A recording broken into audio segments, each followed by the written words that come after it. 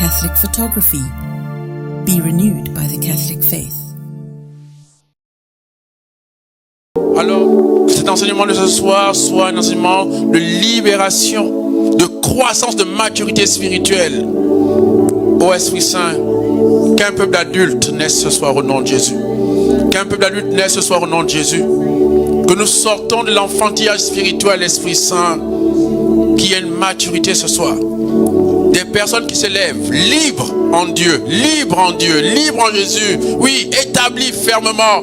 Des personnes qui se lèvent aujourd'hui pour s'épanouir, pour être féconds, pour fructifier en Jésus. Nous te bénissons, Saint-Esprit de Dieu, pour toutes les personnes qui nous écoutent, qui vont nous écouter. Au nom de Jésus, nous avons prié. Amen. Frères et sœurs, nous allons passer à une série d'enseignements qui aura pour but, pendant ce temps de carême, de entrer dans une maturité spirituelle, une croissance.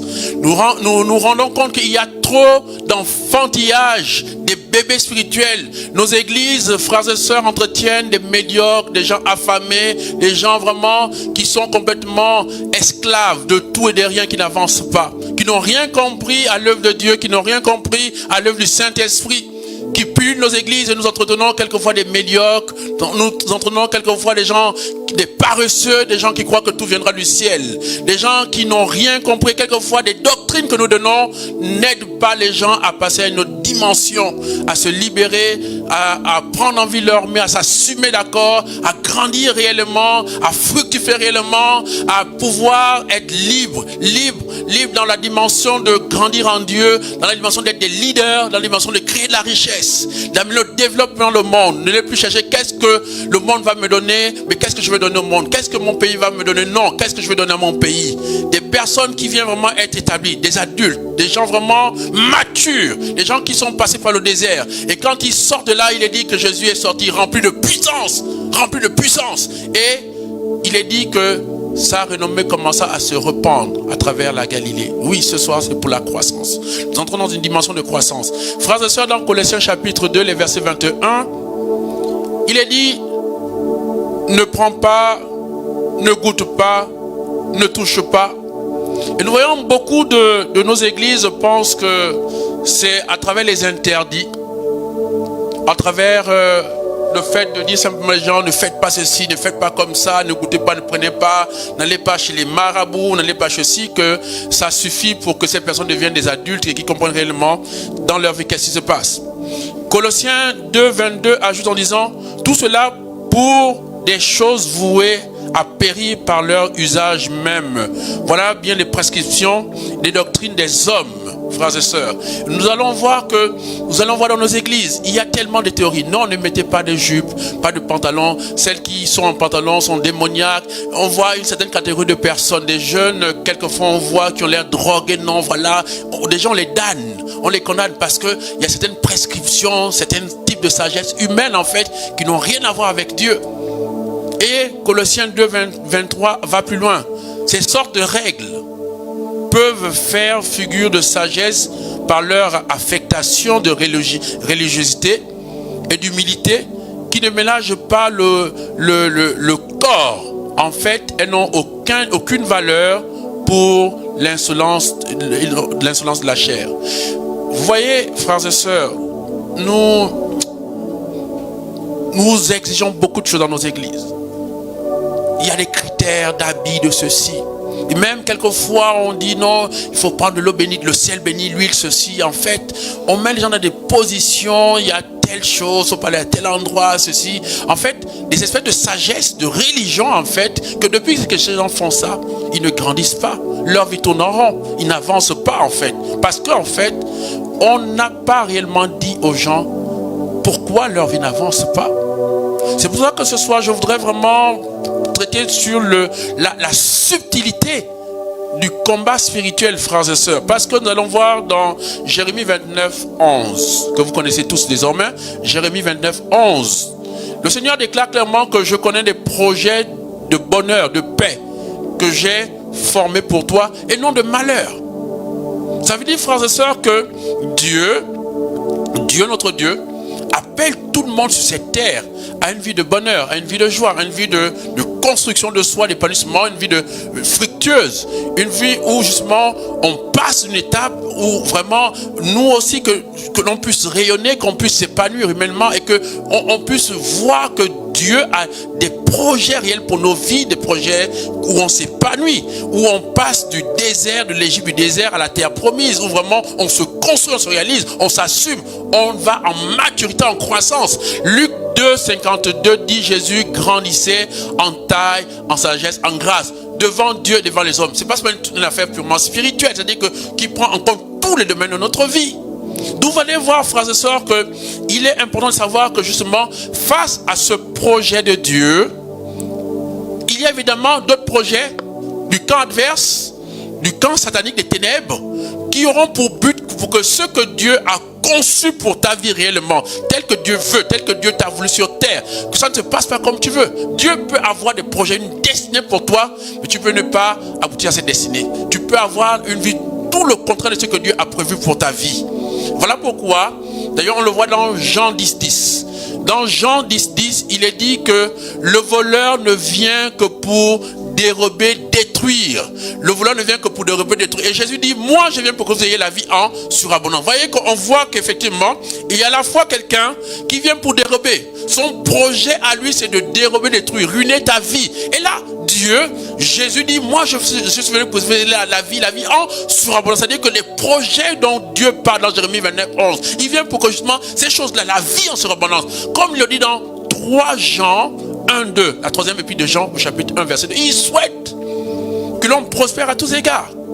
C'est pas on va voir des gens dans les églises qui parlent en langue, mais qui sont fauchés, qui ont des problèmes d'argent, des problèmes de santé, etc. Ils sont rien dans la société. Le seul lieu, ils passent le temps à dormir dans les églises.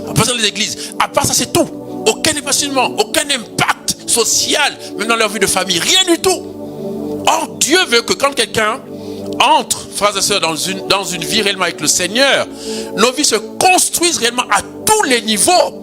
Que l'on grandisse dans la foi, que l'on parle en langue, que l'on puisse même entendre Dieu, voir Dieu parler, etc.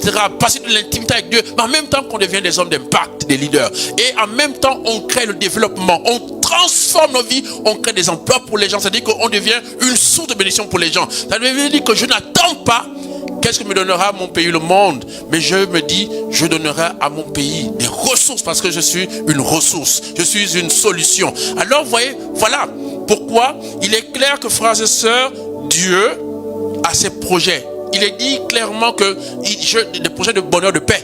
Ça veut dire quand la paix quitte ma vie, quand la paix quitte mon corps, quand la tristesse m'envahit, la haine, la dépression m'envahissent, quand des choses ne se passent pas comme, vous voyez, comme tel que Dieu a prévu dans le sens du bonheur, il faut dire qu'il y a quelque chose qui agisse, qui est en train d'agir pour ce contraire. Voilà pourquoi je voudrais te montrer clairement que cette chose, ces mécanismes, ces stratégies, d'accord, sont des choses tellement subtiles que tu as besoin de comprendre exactement qu'est-ce qui se passe.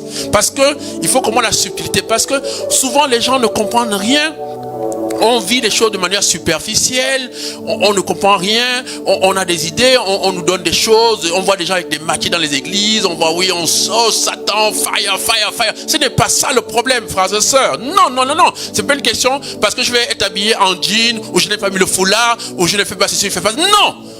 Le combat spirituel, les tentations démoniaques, sorcelleries, d'accord, sataniques, sont plus subtiles que ça. C'est voilà pourquoi je voudrais que, à travers cet enseignement qui commence, et d'autres enseignements, que l'on puisse montrer dans une maturité, une croissance. Parce que les gens ne grandissent pas spirituellement dans nos églises. Ce sont des bébés spirituels et qui ne comprennent rien. Beaucoup passent le temps, depuis 10-20 ans, ils jettent de l'eau, le sel. Non, c'est pas ça. Ou c'est une question de non, on ne fait pas comme ça. Non, ce n'est pas une question de si vous voulez, certes, les commandements de Dieu sont là, mais c'est plus subtil que ça. Alors, c'est pour ça que j'aimerais commencer par un texte. J'aimerais lire Matthieu chapitre 4, des versets 1 à 11, les tentations de Jésus au désert. Je voudrais m'appuyer sur ce texte. Je voudrais vraiment partir. C'est le texte que nous avons lu dans le premier dimanche du temps de carême, donc le dimanche à l'église. Et je voudrais le reprendre. À partir de là, je voudrais vous montrer la subtilité, d'accord, des tentations démoniaques sorcelleries. Je lis pour vous. En ce temps-là, Jésus fut conduit au désert par l'Esprit pour être tenté par le diable.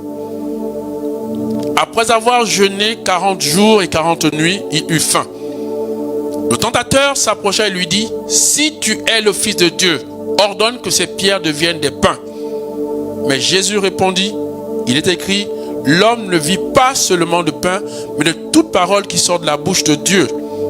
Alors le diable l'amène à la ville sainte, le place au sommet du temple et lui dit, si tu es le Fils de Dieu, jette-toi en bas, car il est écrit, il donnera pour toi des ordres à ses anges.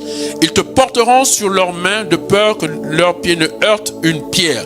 Jésus déclara, il est encore écrit, tu ne mettras pas à l'épreuve le Seigneur ton Dieu. Le diable l'amène encore sur une très haute montagne et lui montre tous les royaumes du monde et leur gloire. Il lui dit, tout cela, je te le donnerai. Si tombe à mes pieds, tu te prosternes devant moi. Alors Jésus lui dit, arrière Satan, car il est écrit, c'est le Seigneur ton Dieu que tu adoreras, à lui seul tu rendras un culte. Alors le diable quitte, et voici que des anges s'approchèrent et ils le servaient.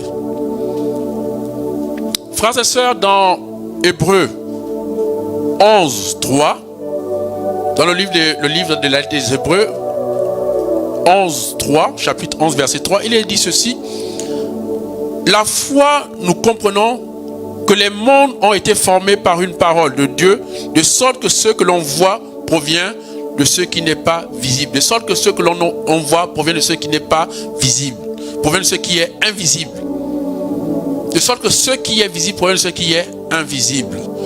Je l'ai déjà dit et je le répète de manière claire, à tous ici de manière claire. Le monde dans lequel nous évoluons, le monde visible, ce monde, vous me voyez maintenant là, ce monde palpable est influencé à 80% par le monde invisible. De sorte que ici, Hébreux 11, 3 dit que tout ce qui existe, d'accord, provient d'abord du monde invisible. Ça veut dire que tes succès comme tes échecs commencent dans le monde invisible. Tes succès comme tes échecs proviennent d'abord dans le monde invisible. Tout commence de là.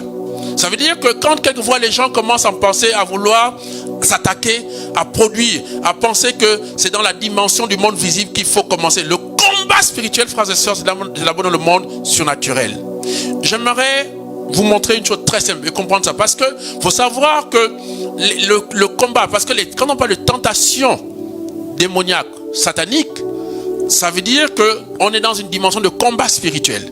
Ça veut dire que, frères et sœurs, si c'est vrai que Hébreux 11, 3 dit que les succès, toutes choses, même moi qui te parle, même toi qui es là, si tu veux, tout ce qui est ce micro, tout commence dans le monde invisible et qui vient à manifester dans le monde visible. Il dit que toute la création parle une parole.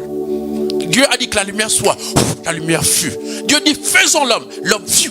L'arbre, le singe, tout vient de monde invisible. Dieu a créé ex nihilo. Il est allé dans le monde invisible. Il a amené dans le monde invisible ceux qui n'étaient pas dans le monde visible. Donc, il faut savoir que tout ce que nous vivons comme échec, comme réussite, comme victoire, comme défaite, tout commence dans le domaine du monde invisible. Et voilà pourquoi vous allez comprendre que, frères et sœurs, que ce soit dans Genèse chapitre 3, ou que ce soit dans ici, Matthieu 4, 1 à 12, à 11, ou que ce soit Luc 1 à 11, les tentations du désert, d'abord, quand on dit que Jésus fut conduit par le Saint-Esprit, frères et sœurs, nous savons bien que le Saint-Esprit, il est Dieu. La nature de Dieu, c'est le surnaturel. Ce qui dit le surnaturel dit que Dieu n'est pas visible, Dieu est invisible. Ça veut dire que là-dedans, si Jésus est conduit, ça veut dire qu'ils sont dans une dimension surnaturelle. Deuxième chose, frères et sœurs, le diable, d'accord, n'est pas un être visible. C'est un ange, c'est un séraphin déchu. Donc, même le diable, d'accord, est dans le monde surnaturel, dans le monde invisible. Et même quand on voit qu'il amène Jésus comme ça, dans une haute montagne, cette dimension-là, de passer d'un lieu comme ça à une dimension rapide comme ça là, évidemment, c'est pas dans le monde physique. Ils n'ont pas pris, même s'ils prenaient un avion, ça allait prendre des heures. Ils n'ont pas pris une voiture. Non, on comprend bien que le contexte est surnaturel. Quand on prend Genèse chapitre 3, on dit le serpent. Le serpent n'est pas naturel. L'Éden n'était pas dans un domaine de la nature. L'Éden est dans un domaine du surnaturel, du monde invisible, plus que quoi. Genèse 3, 9 dit que Dieu descendait, il disait Adam, où es-tu? Et quand il disait entendait de Dieu, frères et sœurs, quand on parle de Dieu qui crée, Dieu, il faut comprendre que Éden est d'abord dans un domaine du monde surnaturel. Donc la tentation, quand on parle de que Jésus soit tenté, que ce soit dans Genèse 3, ou aussi dans Luc 4, ou Matthieu 4, 1 à 11, il faut comprendre ici, frères et sœurs, que nous sommes dans le pur surnaturel. Parce que déjà le problème, c'est que les gens, quand ils voient, oui, on voit le désert, Jésus est conduit, on voit Éden, on voit, mais est-ce que vous êtes posé la question, mais quand on dit que Jésus est tenté par le diable, quand on dit que dans le serpent antique, Éden c'est quoi? Éden c'est du pur surnaturel. Surnaturel. Si Dieu marchait, ils entendaient. Nous ne sommes pas dans un contexte de la nature. Nous sommes à la création. Et tout part. Nous sommes encore dans une dimension où Dieu crée les êtres, etc.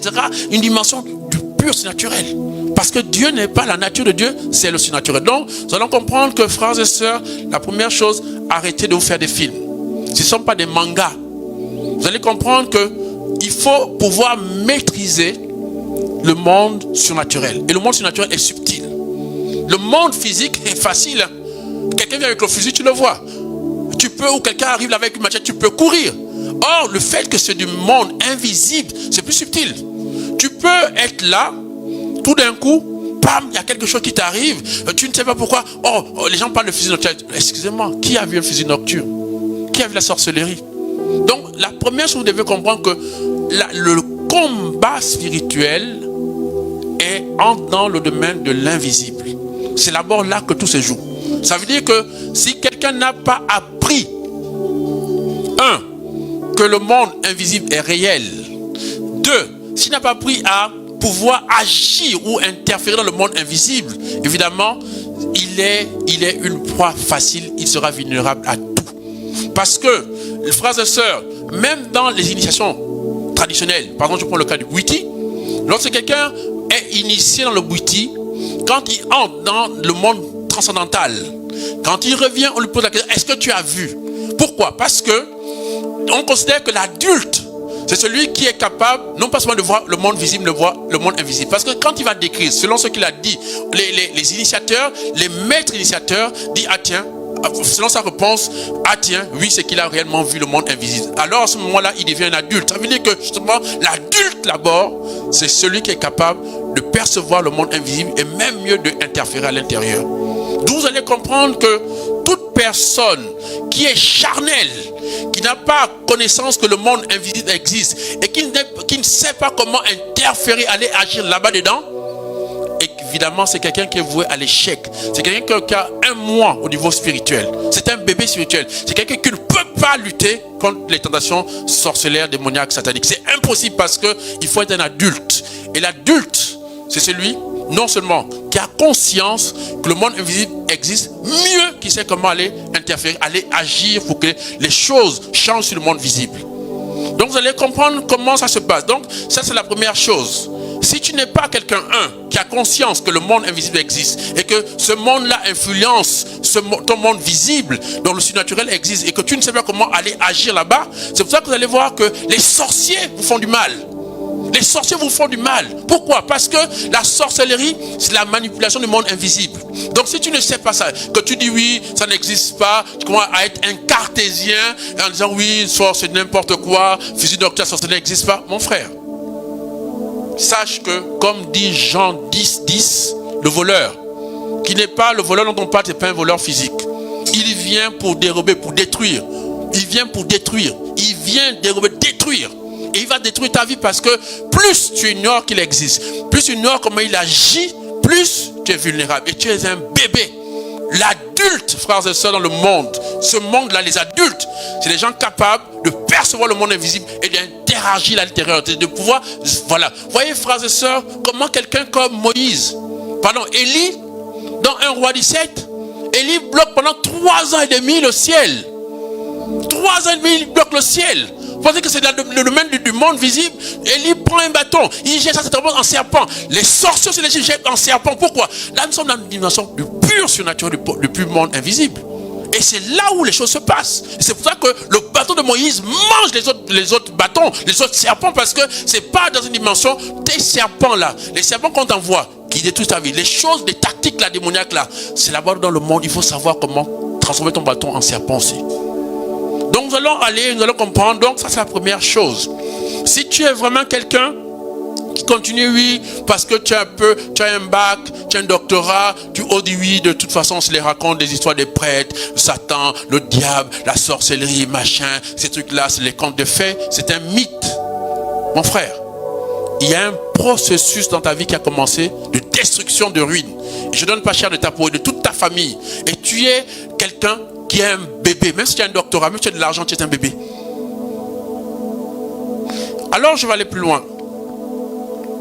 Nous allons comprendre, frères et sœurs, que, évidemment, dans ce domaine-là, j'aimerais vous montrer comment ça se passe. Nous lisons dans Matthieu chapitre 6, verset 22. Matthieu 6, verset 22.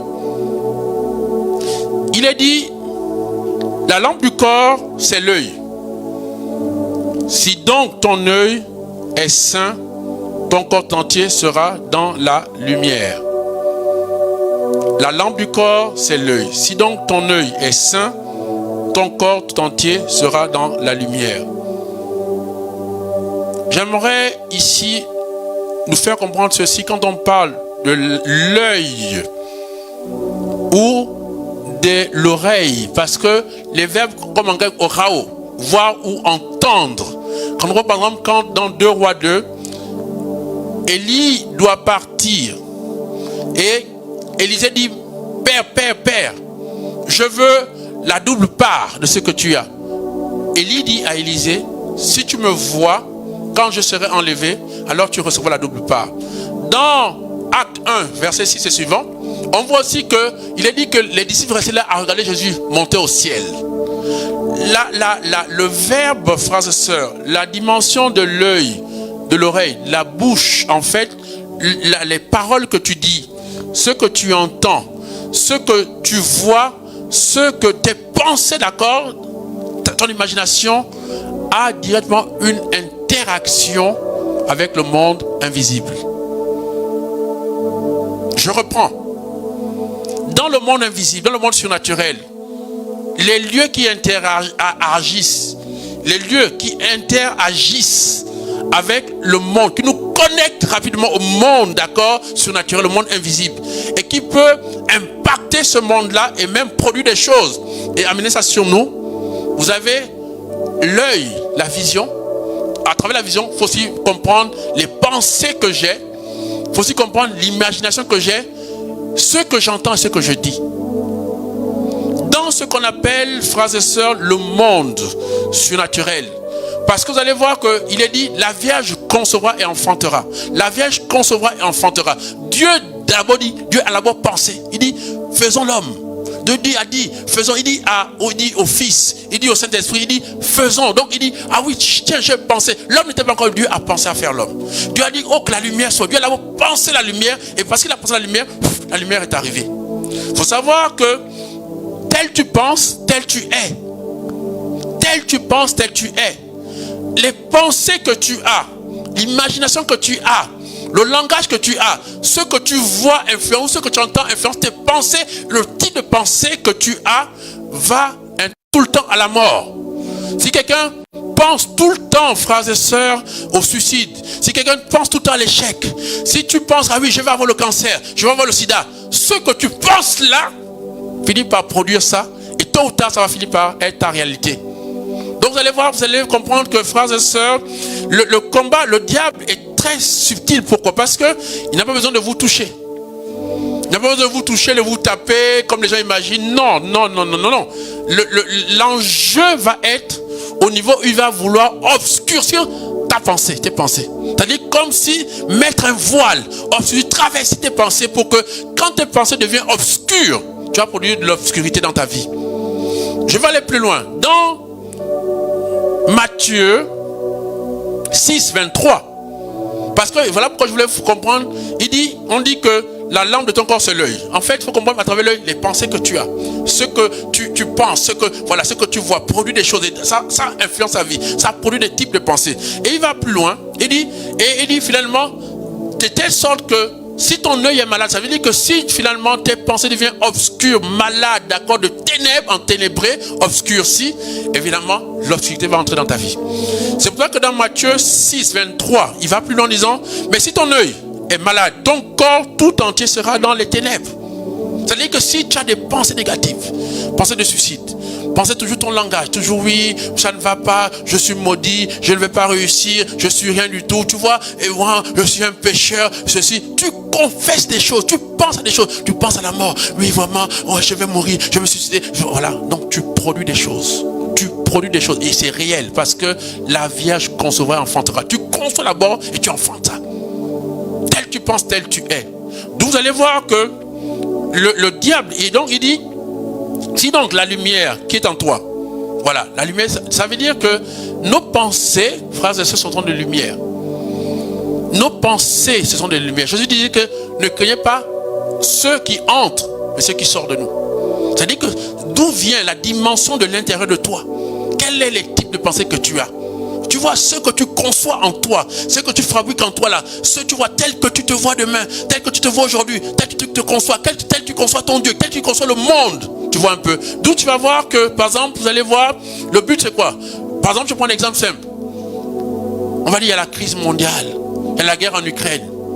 Et il y a la crise économique, il y a un problème d'argent. Mais excusez-moi, voyez un peu, dans ta conception à toi, tu as fini par penser qu'il y a la crise, il n'y a pas d'argent.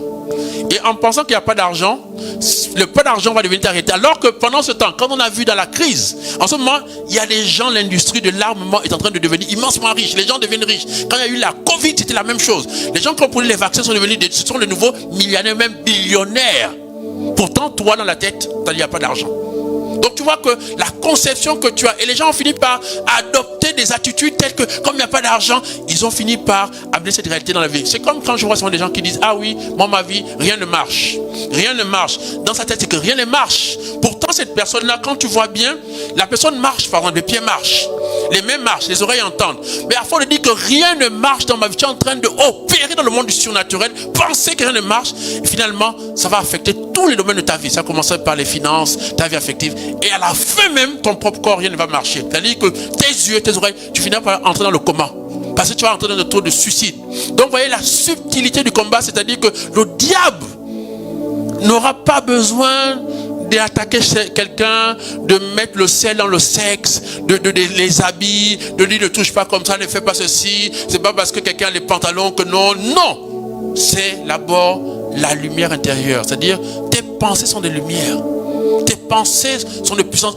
Il est dit que dans Genèse chapitre 1, verset 27, on dit Dieu créa l'homme à son image et à sa ressemblance. Si Dieu crée par la pensée, c'est-à-dire Dieu amène à l'existence par la pensée, par les paroles, c'est ta même réalité.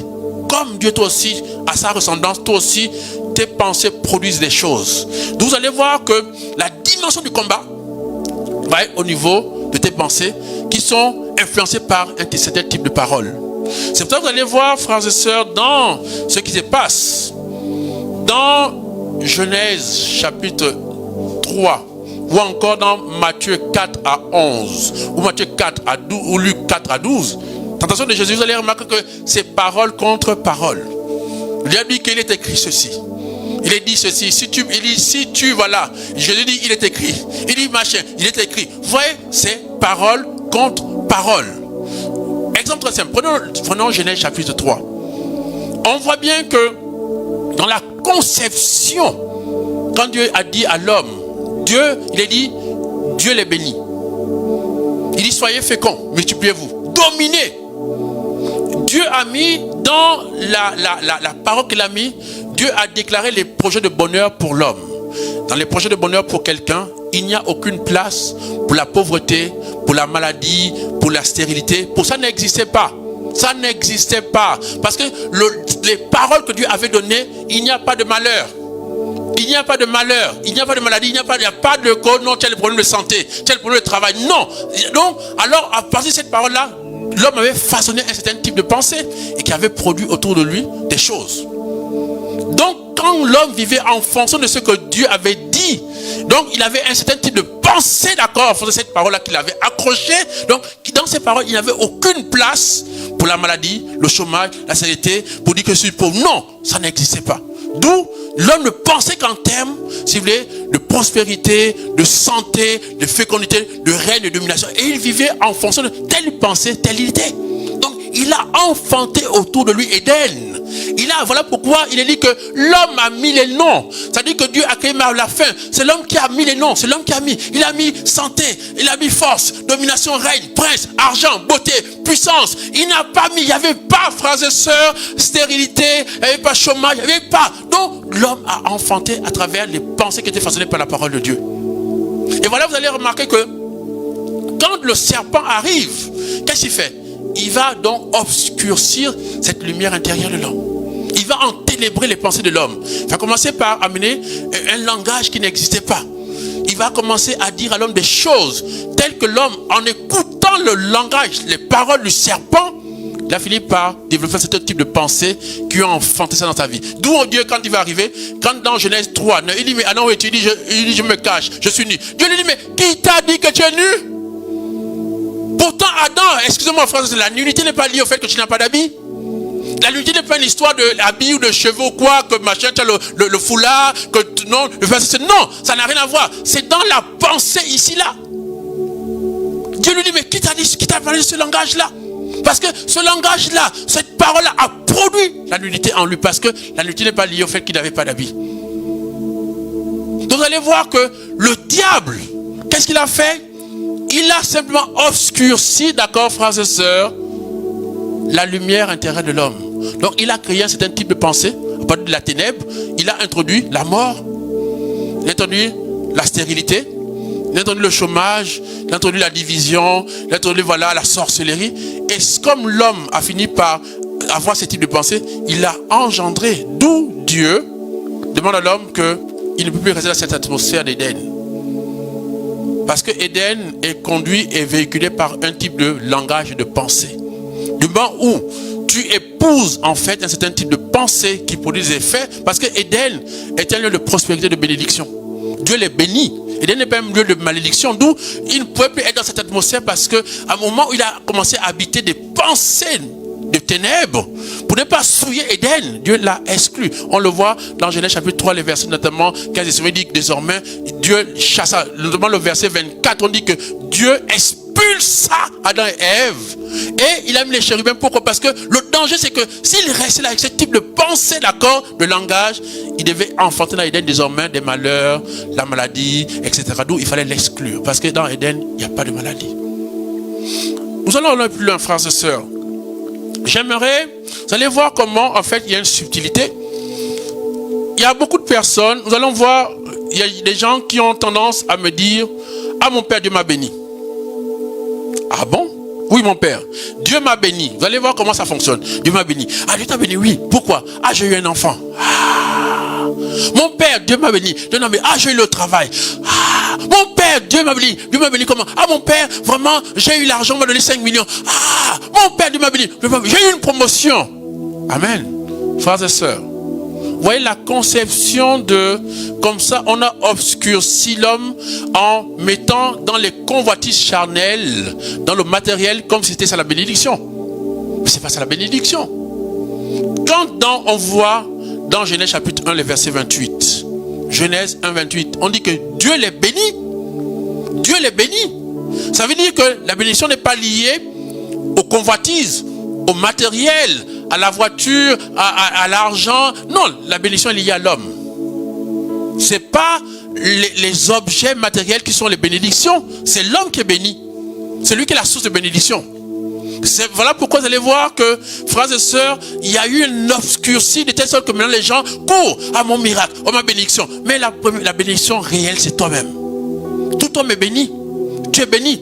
D'où le diable te fait croire, non, tu sais que si tu vas être comme Dieu, c'est-à-dire que, tu vois, les gens pensent que non, si tu as la voiture, si tu as ceci, si tu es béni. Non, excusez-moi, frères et sœurs. Alors, si quelqu'un comme Moïse, prince de l'Égypte, il était quasiment la deuxième personnalité de l'Égypte. Pharaon l'aimait presque même plus que ses fils. Il avait une place de choix dans la vie de Pharaon. Il était promu même, il y avait la possibilité que quand Pharaon mourait, il devait devenir Pharaon en Égypte. Alors si Moïse laisse le palais, laisse l'or, l'argent, les avantages, d'accord, qu'il avait, les avantages sociaux, etc., ça veut dire que quand il quitte ça, alors il était maudit. Toutes les personnes qui renoncent à une vie, à le mariage, je prends par exemple les consacrés, etc., les gens qui deviennent prêtres, religieux, ou même les gens qui laissent tout pour vivre une vie consacrée à la science, etc., ces personnes-là, s'ils renoncent, frères et sœurs, ou encore si on prend les anachorètes, les pères du désert, comme quelqu'un comme Saint Antoine, qui était une famille riche, il renonce à la richesse, il laisse tout, il va vivre dans le désert pour chercher Dieu. Ça veut dire alors que quand il était là riche, il était béni, et quand il rentre dans le désert, il est devenu maudit.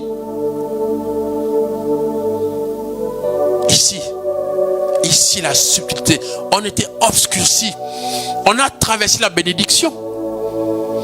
La bénédiction n'était pas le bâton de Moïse, la bénédiction était Moïse. Vous allez comprendre une chose, frères et sœurs, parce que vous allez voir que on a tellement été obscurci, enténébrés, que vous allez voir qu'il y a une chose qui est terrible. Quand on prend, frères et sœurs, le livre de la Genèse, vous allez comprendre une chose qui est terrible. Quand quelqu'un est obscurci par Satan, c'est très très grave. Dans le livre de Genèse, frères et sœurs, quand nous lisons le livre de Genèse, il est dit que la femme vit que le fruit était très bon. La femme vit que le fruit était très bon, frères et sœurs. Nous savons tous, excusez-moi, Genèse 3:6, la femme vit que l'arbre était bon à manger. Nous savons tous que c'est pas avec les yeux que l'on goûte, c'est avec la langue. Comment la femme peut percevoir que cette personne, ce fruit-là est bon? Pourquoi à partir de tes yeux, tu peux dire que telle personne est bien pour moi, elle est belle, elle est jolie? Sur quoi? La personne en face de toi peut avoir le VIH. Mais toi, déjà, par l'apparence, tu dis que telle personne est bien. Tu ne sais pas, elle peut être une Sarah avec Asmodée. Tu peux penser que, tiens, elle est bien, elle est jolie, c'est la femme de mes rêves. Mais elle peut être celle qui va détourner ta destinée. Elle peut être comme Hérodiade, Jézabel, etc. Ou Lolita. Tu ne sais pas que c'est la femme. Tu ne peux pas avoir des yeux. On ne peut pas goûter avoir des yeux. C'est quand on est enténébré dans nos pensées, que désormais les sens par lesquels on doit apprécier les choses, on les apprécie telles qu'elles sont parce que les yeux sont malades. Tes yeux sont malades. D'où le fait que tout ce qu'on convoite, pourquoi? On se croit que non, voilà, tu sais, non, si j'ai la voiture, si je suis béni. Comme si avant tu n'es pas béni. Comme si ceux qui renoncent au monde, ceux qui renoncent aux voitures, aux richesses, d'accord, pour rechercher Dieu, sont maudits. Voilà la conception, on est enténébré. Ève qui voit que le fruit était bon, parce qu'elle n'avait plus la capacité d'apprécier les choses, parce que ses yeux sont malades. Et vous allez voir que beaucoup de personnes, sans se rendre compte, ont les yeux qui sont malades. Ils goûtent avec les yeux, non pas avec la langue. Ils ne savent plus apprécier les choses parce que leur conception est très enténébrée. Vous allez voir ce que j'appelle par exemple le syndrome des 20%. Vous allez voir un papa, dans une vie, par exemple, de couple, les gens ne seront jamais parfaits à 100%. C'est impossible parce que nous sommes des êtres imparfaits. Quand des couples réussissent vraiment dans leur vie, ils sont à 80%, si vous voulez, il va leur manquer 20% dans le couple. Ils ne vont jamais avoir, parce que la perfection n'est pas de ce monde. Vous allez voir quelqu'un, un père, le jour où il sort, il découvre une jeune fille dehors. Les 20% qui lui manquent à la maison, il découvre ça chez une jeune fille qui a l'âge de sa fille, de sa petite fille. Il pense que les 20% sont maintenant plus importants que les 80%. Il renonce à femme, enfant, tout ce qu'il a bâti depuis 20 ans, 40 ans, pour aller s'aguicher à une fille, une rombière, une fille de la rue. Il devient fou. Pourquoi? Parce que il est enténébré dans ses pensées. Il n'arrive plus à faire le jugement que tu ne peux pas hypothéquer les 80% que tu as bâtis depuis 30, 40 ans. Même si ta femme n'est plus la même personne. Pour une gamine que tu vois à la rue de 20%, elle t'appelle les 20%. La fraîcheur que tu ne retrouves plus chez ta femme, c'est les 20%. Les choses, peut-être la dimension que tu ne retrouves plus chez ta femme parce qu'elles sont toutes différentes. Mais ça ne veut pas dire que tu n'as pas le bonheur en toi. Le fait d'avoir conçu 80%, tu as des petits-enfants, etc. Mais c'est extraordinaire.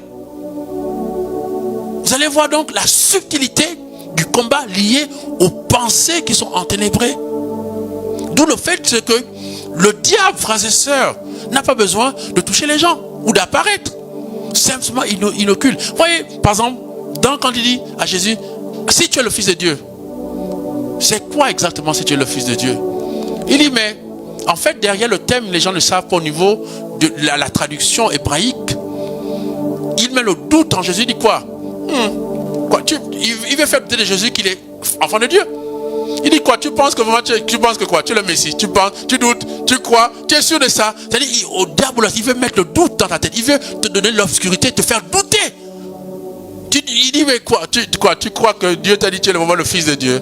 Tu crois que même là, tu penses de quoi? Quand tu auras la croix, tu es sûr que tu vas ressusciter, tu penses qu'il va te donner la vie? Tu es sûr, tu es sûr, tu crois que le cancer là, tu vas guérir? Tu penses que tu auras le travail? Tu es sûr, tu penses. Donc, si tu es, il dit, c'est le doute. Il te fait douter. Il te met l'obscurité dans la tête. Il te fait te déstabiliser tes positions, tes convictions de foi.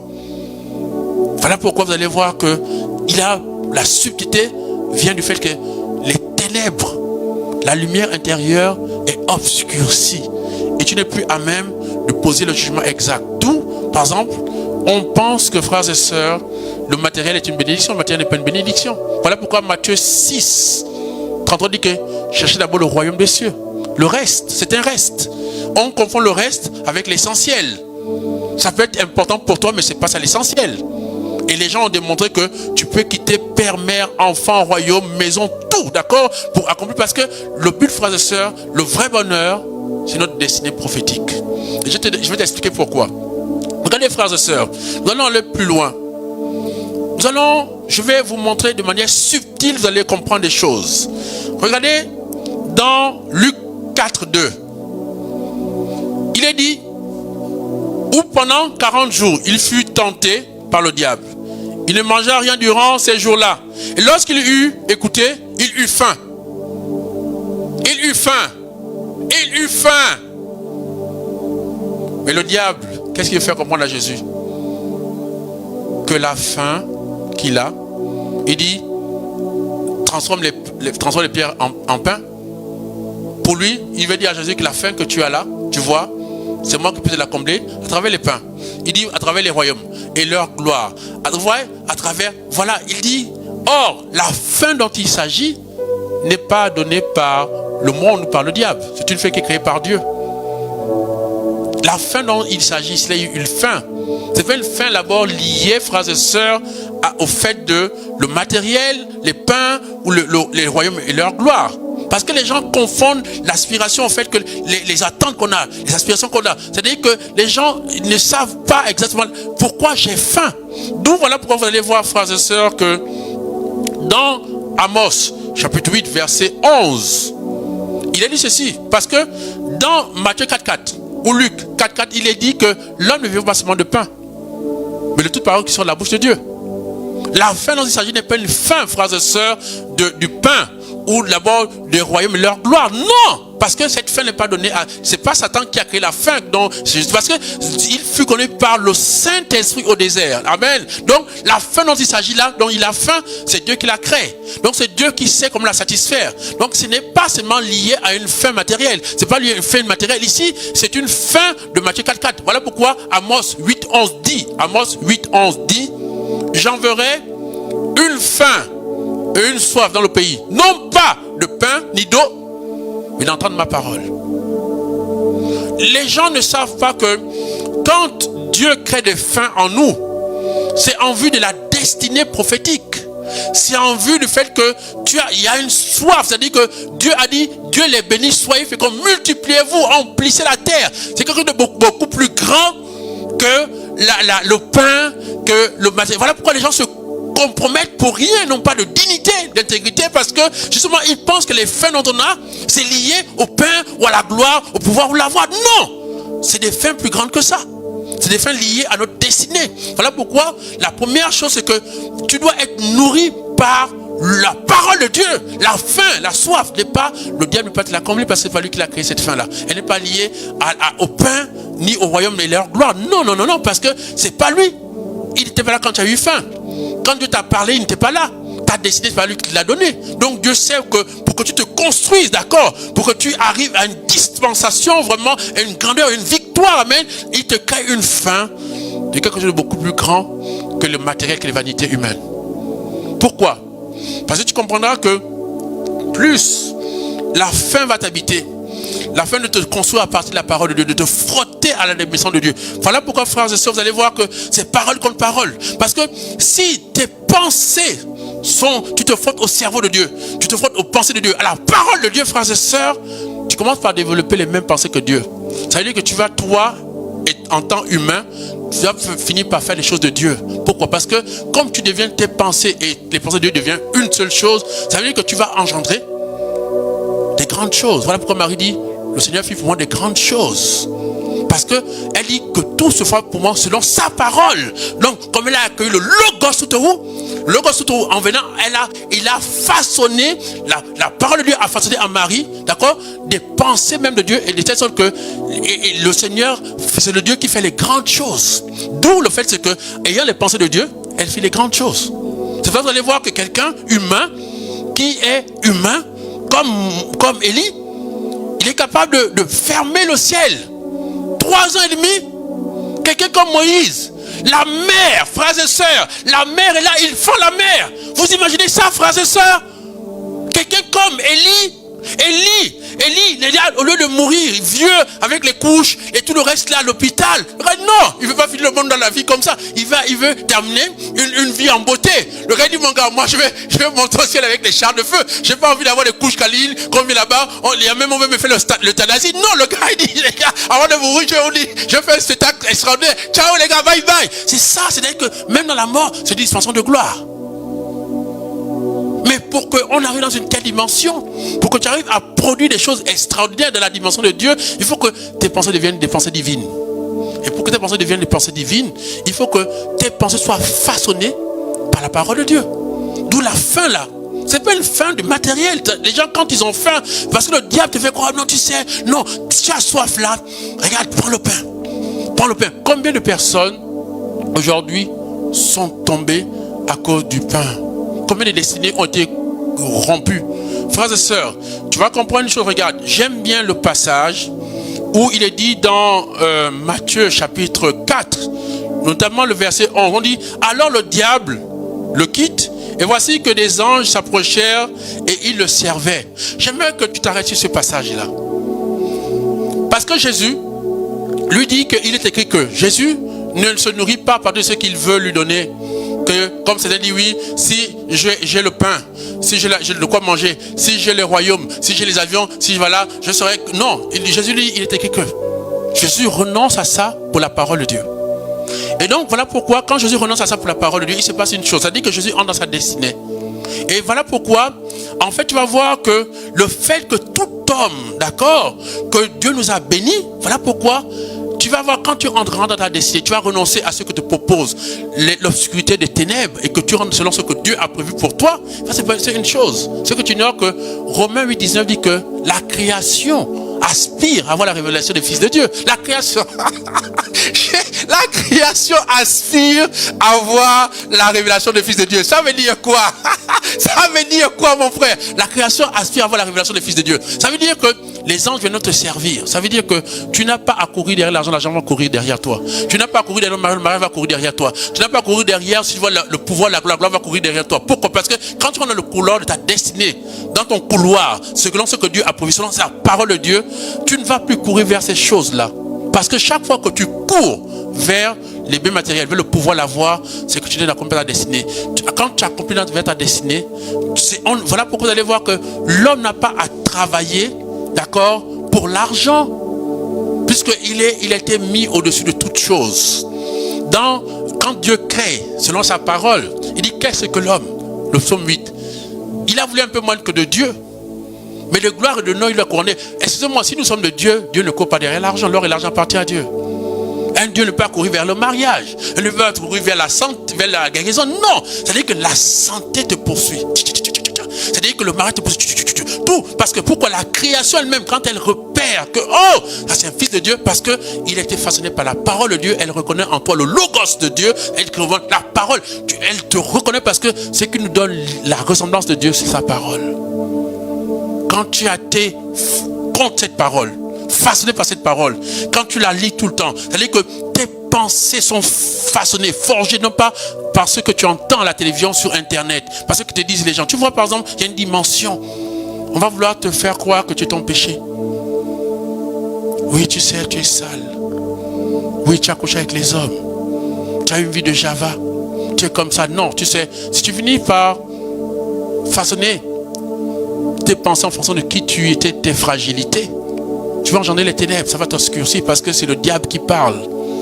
Quand tu vois le bon larron, quand tu la crois, Dieu ne voit pas l'assassin.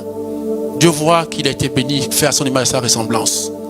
Le diable veut te faire voir selon les ténèbres, selon tes péchés, selon tes fragilités, que tu as fait ceci. Et comme si Dieu te punissait, c'est faux.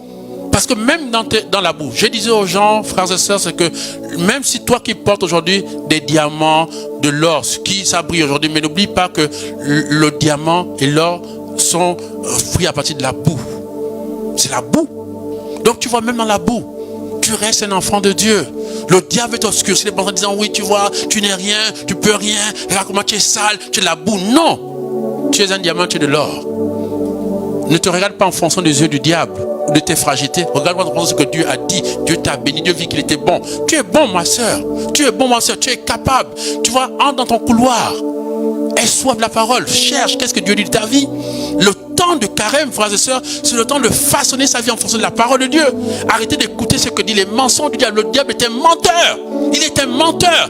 Les gens vont te dire, oui, tu es comme ça, tu es ceci. Ils vont regarder ton passé. Dieu s'en fout de ton passé. Dieu voit tu as de l'avenir. Il ne s'occupe pas du passé. Tu as un avenir. Les gens veulent te ramener sur le passé. Tu n'es pas ton passé. Tu n'es pas ton péché. Tu es ce que Dieu dit qu'il est. Voilà pourquoi accroche-toi à la parole. Parce que la parole va toujours te dire que Dieu vit, que c'est beau. Dieu t'a béni. Et quand Dieu t'a béni, quand tu vois tel que Dieu te voit, tu finiras par devenir bon. Tu vas te bonifier. Parce que si tu vois tel que le diable a mis en toi la ténèbre, la saleté, tu finiras par devenir ténèbres. Parce que tes pensées sont obscurcies. Voilà pourquoi tu vois le combat spirituel n'est pas au niveau de tout ce que tu vois à l'extérieur. C'est comme les règles. Oh non, le pantalon, oh ceci, oh machin. Non. C'est d'abord le fait que protège tes pensées à travers la parole. Façonne tes pensées par la parole. Arrête d'écouter ce que dit le monde. Le monde parle. Le monde aujourd'hui nous dit que non, homme et homme c'est bon. Femme et femme c'est bon. Et on te bombarde tous les jours, on te voit à la télévision. Les films aujourd'hui, c'est là-dedans, c'est là-dedans. Tu vas te surprendre un jour que tu vas te réveiller un monde. Tu seras, toi qui es femme, tu seras avec une autre femme. Toi qui es homme, tu vas te retrouver avec un autre homme. Parce que le monde te parle. Il finit par devenir ta pensée. Protège-toi par la parole de Dieu. Protège-toi. Voilà pourquoi le temps de carême, frères et sœurs, c'est le temps d'avoir soif de la parole. C'est le soif d'aller dans le désert. Se couper des paroles du monde, de tout ce qu'on dit. Voilà pourquoi le silence, parce que Dieu parle dans le silence, frères et sœurs. Recherche la parole, lis-la tous les jours. C'est le temps, frères et sœurs. J'ai dit aux chrétiens, un chrétien, frères et sœurs, ne peut pas, dans ta vie, quand j'ai posé dans mon église, il y avait peut-être une affaire de 400 personnes. J'ai dit combien ont lu toute la parole de Dieu, c'est-à-dire toute la Bible, au moins une fois dans leur vie. Il n'y a eu que 3 personnes qui ont levé les doigts. Pourquoi, frères et sœurs? Un fils de Dieu doit connaître ce que dit le Père. Qu'est-ce que dit ton Père? Arrête d'écouter trop le monde, trop Satan. Écoute, arrête, coupe, stop. Voilà pourquoi l'Esprit te conduit pour écouter mieux la parole de Dieu. Tu vois, il y a une chose que tu dois savoir, que beaucoup de choses dans ta vie, la dépression que tu as, le manque d'assurance que tu as, la colère que tu as, la haine que tu as, la peur de demain que tu as, d'accord, les doutes que tu as, et tu penses que tu auras le travail, tu penses que tu vas te marier, tu penses, le diable, il t'obscurcit les ténèbres, tu penses, c'est subtil, ils veulent te faire douter de ton Dieu, il veut te faire douter de ce que Dieu a promis pour ta vie. Or, quand tu as commencé à marcher sur la parole, la création attend. On devient fils. Voilà pourquoi Jean 1,12 dit que à tous ceux qui ont cru à la parole, qui ont reçu la parole de Dieu, ils ont le pouvoir, la puissance de devenir enfant de Dieu. Dès que tu deviens enfant de Dieu, par la parole, la création aspire. Il y a, mon frère, Si tu es façonné par la parole, je vais te dire une chose, si tu deviens enfant de Dieu réellement, à travers les pensées de Dieu, à travers sa parole, tu vas commencer à avoir des manifestations dans ta vie. La création, le pouvoir, la gloire, ce que Dieu a prévu pour ta vie. Tu sais, si Joseph aurait écouté le diable à travers la femme de Potiphar, il ne serait jamais devenu gouverneur. Il serait resté à la dimension d'esclave. Voilà pourquoi méfie-toi. Méfie-toi. C'est le temps de carême. C'est le temps de la maturité. C'est le temps de se frotter. Frotte ton cerveau à la parole de Dieu. Façonne-toi tous les jours dans la chaleur de la parole. Oui, commence à te libérer. Libère-toi des mensonges de Satan. Libère-toi de l'obscurité. Il y a trop d'obscurité dans ta vie. Voilà pourquoi tu sais, j'ai toujours dit aux gens que je n'ai aucun problème, j'ai que des solutions. Voilà pourquoi il est dit dans Marc 11, 17, dit voilà les 6 qui ont cru en mon nom. Après chasser les démons, il dit ils parleront des langues nouvelles. Chante au Seigneur un cantique nouveau. Chante dans ta vie un cantique nouveau. Dis du bien de toi-même parce que tu es béni, Dieu t'a béni. Dieu a dit du bien de toi, ne dis pas le contraire de toi-même. Tu n'es pas ton péché, tu n'es pas ton malheur. Commence à te débarrasser de ce que tu as entendu. Ce que tu vois ou tu entends n'est pas vrai. C'est pas vrai du tout. Dans le livre de Nombres, chapitre 13-14, il est dit que la majorité n'a pas vraiment raison. Dans les 10 éclaireurs, les 10 ont dit non, on ne peut pas, on ne peut pas, on ne peut pas. Mais Caleb et Josué, qui étaient les hommes de la parole de Dieu, ont dit le contraire. Tu vois. Alors, mon frère, c'est ça la dimension du vrai combat spirituel. Tu es nettoyé là-dedans. Ce qui nettoie là-dedans, qui nettoie tes pensées, c'est la parole de Dieu. C'est de là où se tue. Le reste là, arrête. On nous a emprisonnés, oui. Depuis qu'on te dit, oui, les pantalons ne rentrent pas avec l'église, ne mets pas le foulard, mais ceci, fais comment, fais pas. Est-ce que ta vie a avancé? Non. Pourquoi? Parce que le combat n'est pas au niveau de la nature, de tout ce qui est au niveau de la nature. Le combat est au niveau du surnaturel. Si tu as la capacité, et ceux qui amènent dans le surnaturel, réellement, c'est la parole de Dieu. Parce qu'elle est surnaturelle. Frotte-toi cette parole. Donne-toi un programme pour cette année. Dans ce temps de carême, donne-toi un programme pour que tout d'ici 2023, tu lises toute la parole de Dieu. Plus tu vas la lire. J'ai même dit les gens, il y a des moments, tu lis la parole comme ça là, à force de lire, elle est prière, elle va finir par te guérir même des yeux. Si tu as des problèmes de Dieu, comme moi, le fait d'être en contact avec la parole, vous allez voir que quelqu'un qui est en contact tout le temps avec la parole de Dieu ne peut pas entrer en dépression. C'est quelqu'un qui a toujours des idées positives. Quelqu'un qui va toujours de l'avant, qui n'est pas en colère. Parce que la parole, elle est créatrice. Et tu finiras par, comme Jésus aussi, toi aussi à cause de la parole, les anges viendront te nourrir. Tu vois qu'à un moment, en écoutant, en renonçant comme, d'accord, l'a fait Moïse pour rechercher la parole dans le désert, pour aller sur le mont Sinaï, au buisson ardent, tu finiras par devenir un grand, tel que Dieu t'a conçu. Cherche le royaume. Et je voudrais que ce soir, arrête de croire à ce qu'on t'a dit. Arrête de croire que tu vois que tu ne vas pas guérir du cancer, que tu as le sida, que ton avenir est fini. C'est faux.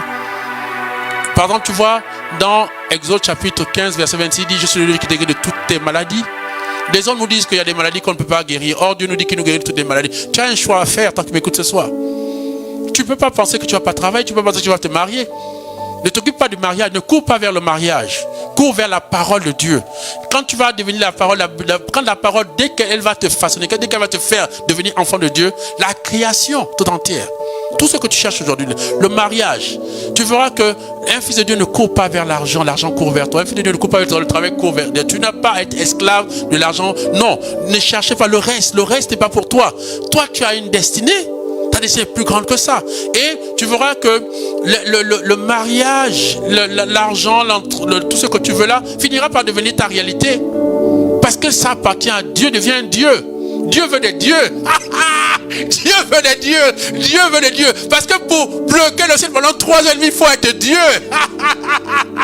Pour que tu vois le cancer ne plus l'emprise sur toi, le sida, les virus ont plus l'emprise sur toi, que tu sois immunisé, il faut être Dieu parce que Dieu n'a pas de maladie. Oh, Chénérebo, on va prier. Oui, libère-toi des mensonges de Satan. J'aimerais que tu renaisses. C'est faux ce que tu as fait jusqu'à présent. Replonge-toi dans la chaleur, la puissance de la parole de Dieu. Oh, je prie Dieu ce soir que tu sois totalement libéré. Je prie Dieu que tu écoutes au surnaturel. Que toi aussi tu apprennes à travers la parole de Dieu à aller influencer, impacter. Toi aussi aller vraiment être victorieux dans le monde surnaturel pour que ton monde naturel soit victorieux. Oui, tomba chanda riba sondedebo. Relève-toi dans la prière. Rejette les mensonges de Satan. Rejette la parole du diable. Rejette. Tu n'as pas besoin de devenir le Dieu parce que tu es déjà Dieu. Tu vois que Dieu est venu, il s'est fait à l'image et la ressemblance de Dieu. Tu n'as pas voulu que quelqu'un dise que tu es Dieu. Tu n'as pas voulu, non, mon frère, ma soeur, lève-toi. Tu es béni. Tu es béni, tu as un avenir. Tu as un avenir. La gloire va te poursuivre au nom de Jésus. La gloire va te poursuivre au nom de Jésus. Le pouvoir te poursuivre au nom de Jésus. Tu vas régner, tu vas dominer. Commence à devenir un Dieu à travers la parole. Deviens enfant de Dieu. À tous ceux qui ont cru, qui ont reçu la parole, il a fait devenir enfant de Dieu. Et voilà pourquoi la création est à tes pieds. Parce que la création cherche les enfants de Dieu. La création cherche les filles de Dieu.